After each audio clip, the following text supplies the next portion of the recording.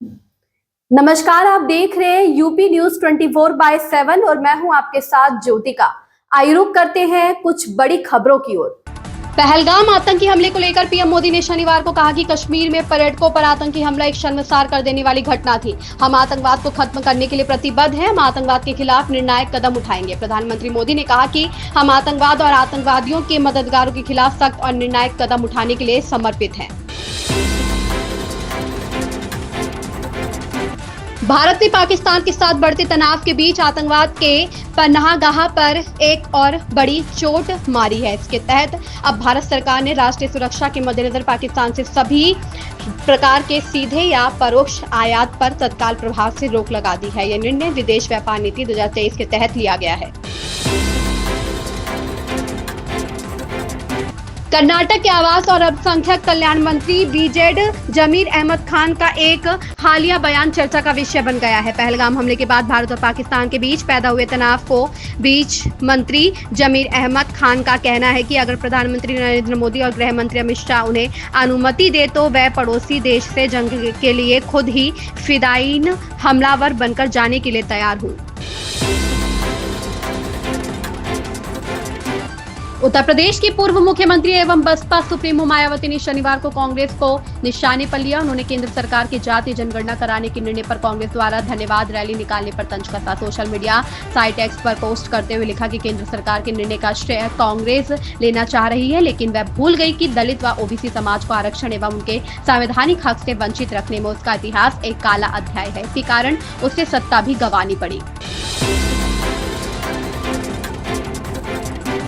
केंद्रीय सूचना एवं प्रसारण मंत्री अश्विनी वैष्णव ने कहा, प्रधानमंत्री के दृष्टिकोण के अनुसार भारत मीडिया और मनोरंजन की दुनिया में वैश्विक नेतृत्व कर सकता है। हमारे पास इस तरह की प्रतिभा है। 1 अरब से अधिक प्रतिभा और 5000 साल पुरानी सभ्यता बताने के लिए अरबों कहानियां। हम बहुत खुले विचारों वाली सरकार है। हमारे प्रधानमंत्री हमेशा हमें सुनने और हमारे युवाओं की मदद करने, हमारी प्रतिभा की मदद करने और सही अवसर खोजने के लिए आवश्यक बदलाव करने के लिए प्रोत्साहित करते हैं। इन 2 दिनों में एक तरीके से एक ऐसी शुरुआत हुई है जो भारत में film education, film entertainment, media, इस दुनिया में एकदम नया कदम है। प्राइम मिनिस्टर साहब का जो विजन है, उस विजन के हिसाब से भारत मीडिया और एंटरटेनमेंट में ग्लोबल लीडरशिप लेने की ताकत रखता है।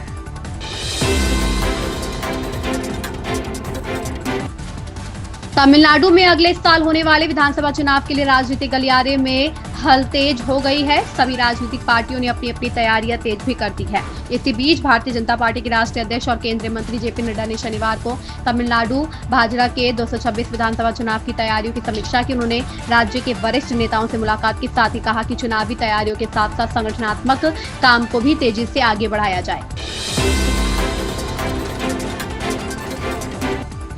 पश्चिम बंगाल के दीघा में बने जगन्नाथ मंदिर को लेकर ओडिशा और पश्चिम बंगाल में ठनी हुई है।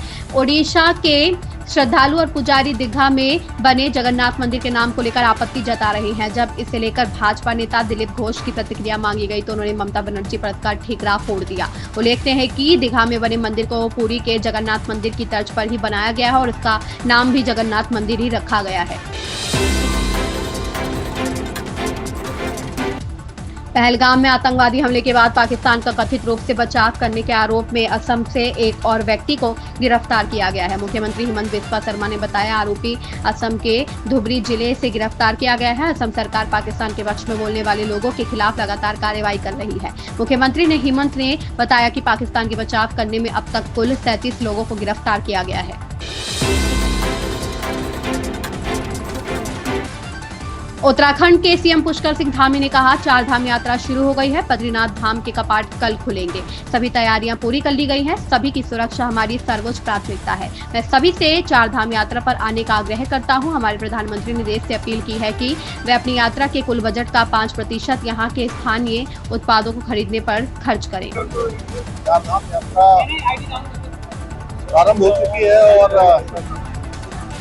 3 धामों के कपाट खुल चुके हैं। गंगोत्री धाम और केदार, बाबा केदार कल भगवान बद्री विशाल के कपाट खुल जाएंगे और सभी तैयारियां पूरी कर दी गई। सभी हमारे सभी भारत अनेक संस्थाएं जो लगातार वर्षों से चारधाम यात्रा में अपना योगदान देता है, सभी योगदान देते। सबकी यात्रा अच्छी हो, एक अच्छा अनुभव जो हम उत्तराखंड का बेहतर है। सबकी सुरक्षा हमारे लिए सर्वोच्च प्राथमिकता है।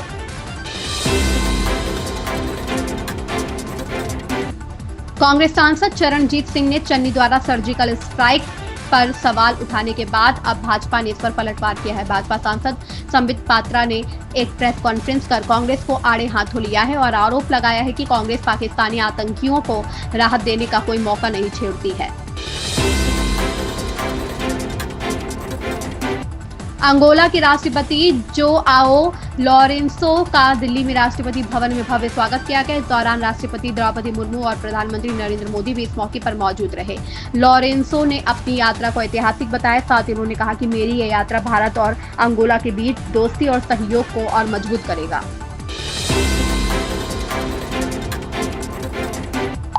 पंजाब के पूर्व मुख्यमंत्री और कांग्रेस सांसद चरणजीत सिंह चन्नी ने भारत की ओर से पाकिस्तान के खिलाफ की गई सर्जिकल स्ट्राइक की सत्यता पर शुक्रवार को सवाल उठाए थे। हालांकि आलोचना के बाद वे अपने बयान से पीछे हट गए और उन्होंने कहा कि उन्होंने इस संबंध में कोई सबूत नहीं मांगा था। अब भाजपा के राष्ट्रीय प्रवक्ता शहजाद पूनावाला ने चरणजीत सिंह चन्नी द्वारा सर्जिकल स्ट्राइक पर सबूत मांगने वाले बयान को लेकर कांग्रेस पर निशाना साधा है। समीक्षा बैठक में सीएम योगी आदित्यनाथ ने कहा कि विकास प्राधिकरणों में भवन मानचित्रों के लंबित प्रकरणों का एकमुश्त निस्तारण सुनिश्चित किया जाए। सभी नगरों के जीआईएस आधारित मास्टर प्लान मई माह के अंत तक अनुमोदित करा लें। इसके अलावा कानपुर, आगरा और लखनऊ मेट्रो परियोजनाओं को निर्धारित समय सीमा में पूर्ण कर लें। मुख्यमंत्री योगी आदित्यनाथ ने कर संग्रह में पारदर्शिता, तकनीकी दक्षता के साथ काम करने के निर्देश दिए हैं। उन्होंने अधिकारियों से अपेक्षा जताई कि कर प्रणाली में नवाचारों को अपनाएं और ईमानदार करदाताओं को हर संभव सुविधा और सम्मान दें। मुख्यमंत्री शुक्रवार को राज्य कर विभाग की समीक्षा कर रहे थे। भारत सरकार ने पहलगाम हमले के बाद पाकिस्तान के मनोरंजन इंडस्ट्री पर हमला किया है, जिसमें पाक के कई चर्चित एक्ट्रेस के इंस्टाग्राम अकाउंट भारत में बैन कर दिए गए हैं। इस कदम से उनके मनोरंजन उद्योग पर गहरा प्रभाव पड़ा है, जिसका जिक्र आए दिन कलाकार कर रहे हैं। अब इसी कड़ी में एक और दिग्गज कलाकार का नाम शामिल हो गया है। इन खबरों में बस इतना ही। बने रहिए यूपी न्यूज 24/7 के साथ। अगर आपको ये खबर पसंद आई हो तो हमारे चैनल को लाइक, सब्सक्राइब और शेयर करें और हमें अपनी राय कमेंट में जरूर बताएं।